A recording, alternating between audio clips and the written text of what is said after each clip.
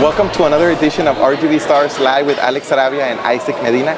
Remember that RGV Stars is the premier platform for showcasing Rio Grande Valley talent and the RGV Celebrities Place to Be. And today we have an amazing guest from South Texas College. I've known him for quite a while. He was a psychology professor at STC. He was chair of the psychology department, and now he's the dean of the social and behavioral sciences division. Dr. Eric Reittinger. Thank you for being here. Yeah, thanks for inviting me. We appreciate it. I got a question to ask. Where do you get those suits? Right? I'm jealous. You have a whole bunch of them. He's got a collection, all right. Yeah. And today our viewers will get to know a little bit more about your background and where you're from, your future goals, and anything else you want to share. Okay. So, Doctor, tell us where you're from, what you do for a living. You can talk about your family. Okay. Well, I grew up all over the United States, mostly in the central part. My dad worked for the government, so we moved around a lot. But mostly along the Mississippi River. It's kind of weird how it worked out that way. So Dubuque, Iowa, Davenport, Iowa, Schuyler, Nebraska, New Orleans, Louisiana, back up to Illinois again and Iowa. So we moved around a lot. And at the age of 17, I was a smart aleck teenager who thought he knew the answers to all the world's problems. Little Nauvoo, Illinois, population 950 was a little too small for me, and I knew that there was a world out there. I wanted to see it. I wanted to explore it, so I joined the Navy at the age of 17, got my parents to sign for me, and I did 5 years in the Navy working on guided missile launching systems. Wow. With nuclear weapon capability. Did you get to launch any? Huh? Did you get to launch any? Yeah. All right. Yeah, we fired quite a few for practice, and we fired a couple. I was in the Navy during the peacetime, but we still had the opportunity to fire a couple missiles at enemies. Okay. Wow. Yeah. And what brought you to the Valley? Well, after the Navy, I served 2 years on a mission for my church in Mexico, and in the states of Sinaloa and Sonora, where I got to be fluent in my Spanish. I got to love the food. Delicious food. Especially the people. They were very humble and very kind. And everywhere we went, we were greeted with open arms. So after I finished my college education, I started applying for jobs. The job in Texas A&M Kingsville was opened up, and I applied for that. And I think speaking Spanish is what got me into there. And I loved A&M Kingsville, but I was there for 7 years and then accepted the position down here in the Valley to be closer to my wife's family. I didn't want to move her too far away. Oh, that's sweet. And the position was as a psychology faculty, right? Psychology faculty. And after 3 years, I got to be the chair. Back then, we were 5 departments. Yeah. So psychology, criminal justice, sociology, social work, and anthropology. So it was a very large department. So I did that for 3 years, and I took a break for 3 years, back to a regular faculty member. Then I got to be chair again. You get burnt out kind of doing it, so I needed a little break. And then January 20, I got offered the position of Dean of Social and Behavioral Sciences, and I took it. Was that this year? Last year. Right before the pandemic started. I started in January as Dean, and then March we shut down. Yeah. So the last year and a half or 2 years has been dealing only with COVID and pandemic and Delta virus and everything else.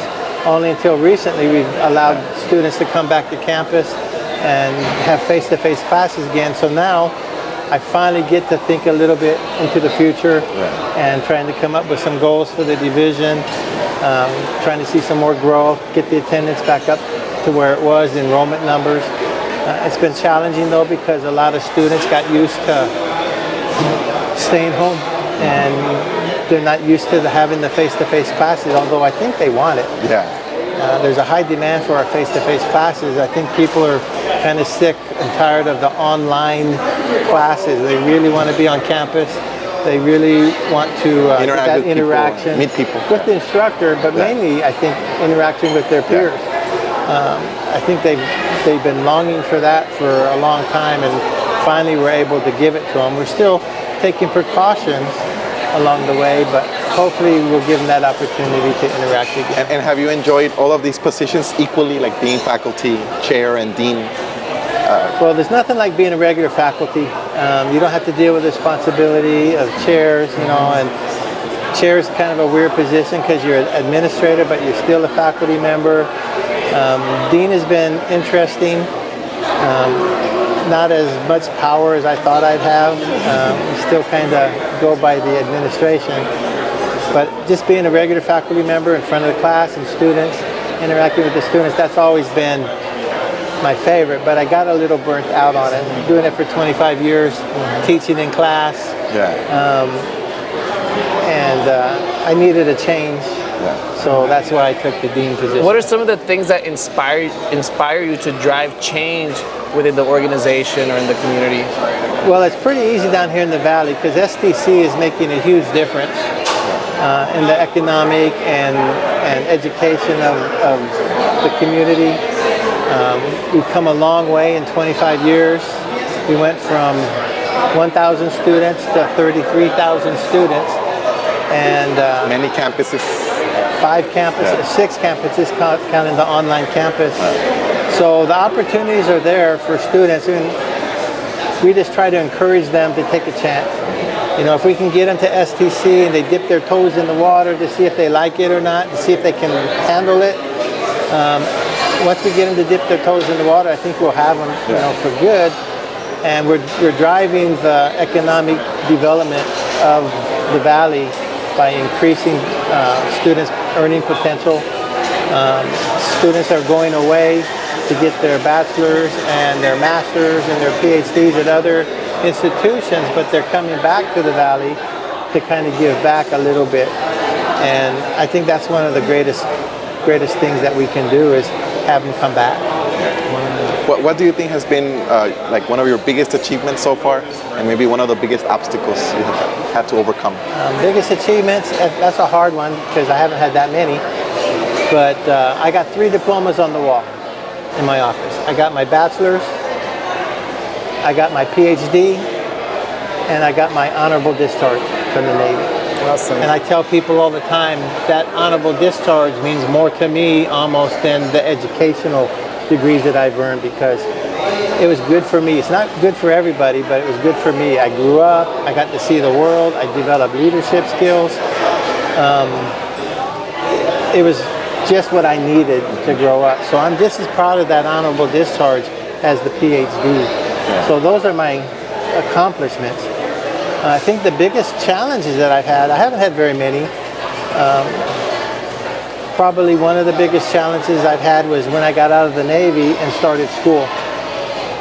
In the Navy, I was 22 years old, in charge of 20 guys, in charge of 2 guided missile launching systems with nuclear weapon capabilities, all that responsibility. And then when I went to school, I got a part-time job working at the university laundry. And they told me that I wasn't qualified in order to have a key to the laundry. But you got the key to missiles. Yeah, I had the key to the missile launching systems. We fired them all the time. I'm in charge of 20 guys. I was capable and have top security clearance for those keys, yet I couldn't get a key to the laundry. That's crazy. Right? So I think that's what a lot of our veterans are experiencing. They've been in Afghanistan and Iraq and Iran and wherever, and they have a great deal of responsibility, but then when they come back to the real world, they got to prove themselves all over again just to get a key to the laundry, right? So that was one of my biggest challenges, is accepting the fact that I needed to earn, work my way back up again. And it's really hard, I think, for veterans to do that. Wow. Is there an opportunity now that as a dean at the college where you can help address things like that for veterans, or maybe people who are maybe not veterans but are going into the field of management that should consider veterans and those kinds of transitions? All that. I highly encourage the managers to hire veterans, employees to hire veterans. One of the things that I try to do is encourage the veterans themselves, right? Because they're there at school and we have benefits for them, but they might not know what they are.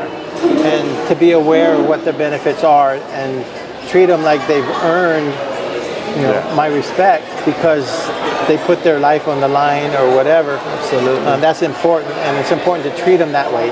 Treat them like they're special, and not to realize that, yeah, you kind of have to start all over again, but it's just steps that you have to go through. It's unfortunate that they have to prove themselves all over again, but that's the way. Whenever you switch from one job to the next, you always start at the bottom, and you have to work your way up. Pay your dues. Yeah, so that's just part of the transition, and hopefully they don't get too discouraged.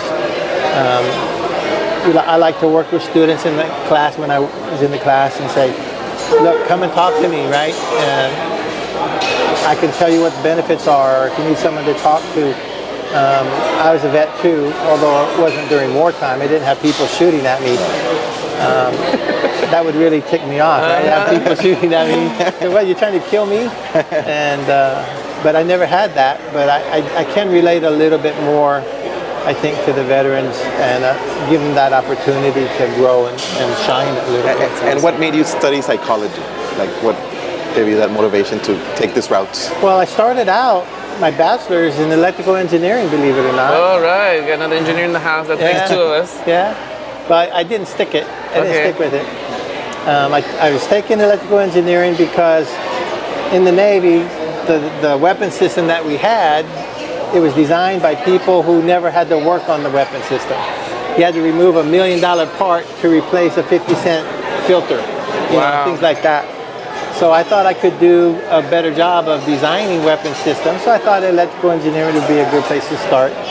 But then physics happened, and I didn't do very well in physics. I really wasn't prepared for physics classes. So I took a psych class, and I thought that was very interesting. And then I took a child psych class, and I thought, this is what I want to do. I mean, can you get paid doing this kind of stuff? And they said, yeah, you can get paid, not very much as an educator, but yeah, you can get paid. And I go, where do I sign? And from then on, I was interested in working with children.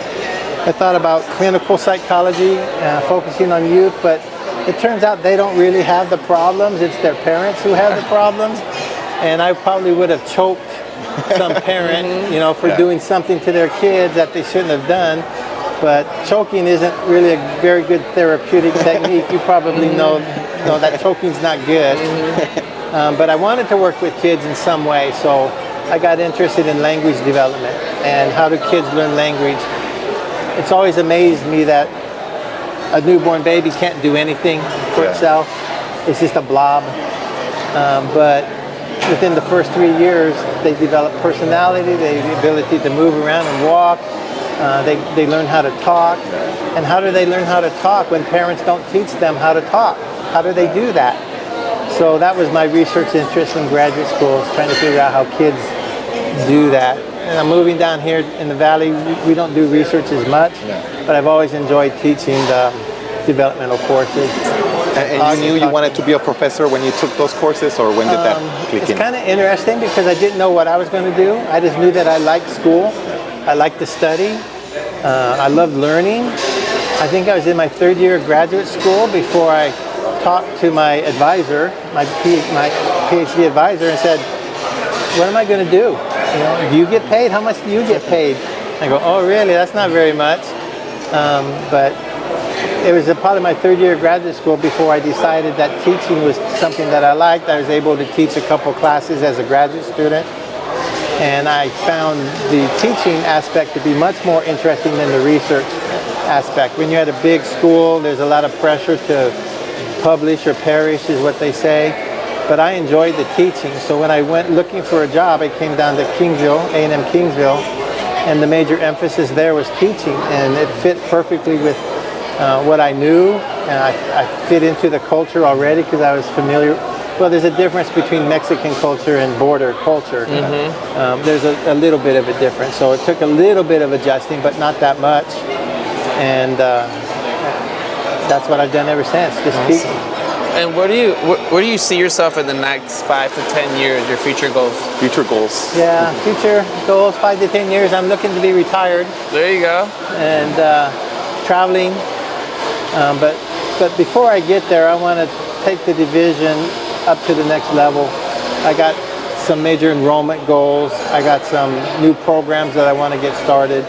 I'll see what I can do in 5 to 7 years, but hopefully 10 years I'll be the age of retirement, and hopefully I'll be able to.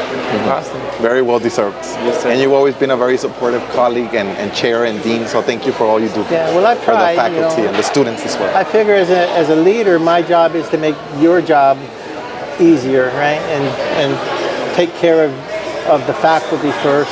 Well, students first, and then faculty. But I tried to make your job easier. I've tried to take on responsibility so you don't have to do it, or faculty won't have to do it. So I think that's what my job is make your job easier. Awesome. Any closing message or remark for our viewers to wrap things up? Closing remark? Yeah, when I was in high school, I went to my advisor and the high school counselor. I said, I think I might be interested in going to college. And she just kind of shook her head and went, Rick, you're not really college material. Have you thought about joining the Navy or joining the military? I said, well, yeah, maybe I should, because I trusted her. I didn't think I was college material. Wow. Well, when I was in the Navy, I found out that there's a social stratification. There's officers and then there's men. And we have to salute them just because they went to college, and it just drove me crazy having to salute people who were younger than me just because they went to college. So I knew I wanted to go to college. So my advice would be, don't listen to the people who are negative, right? Don't listen to the people who try to squash your dreams. If you have a dream, if you have a goal in mind, don't listen to other people. Follow your heart and go for it, right? So I got my bachelor's and my PhD. I can't get any more education in the field that I want. And that's pretty good for somebody who wasn't college material. Supposedly. Yeah, so I've always wanted to go back to my high school and give a speech at high school graduation or something like that. And I wanted to say, don't listen to anything anybody says here. Right? If you have a dream and you have a goal, do everything you can to make that dream reality. And don't listen to the negative people around you. And there's going to be plenty of that. Just go for it. That's great advice. Well, we really appreciate your time here with us in RGV Stars, and we wish you the best, more success and more blessings your way. Well, thank you very much. I enjoyed being here. Thank you, Doctor. Thank you so much. And this was another edition of RGV Stars, live with Alex Arabia and Isaac Medina. The premier platform for showcasing Rio Grande Valley talent. And the RGV Celebrities Place to Be. Until next time. See you guys.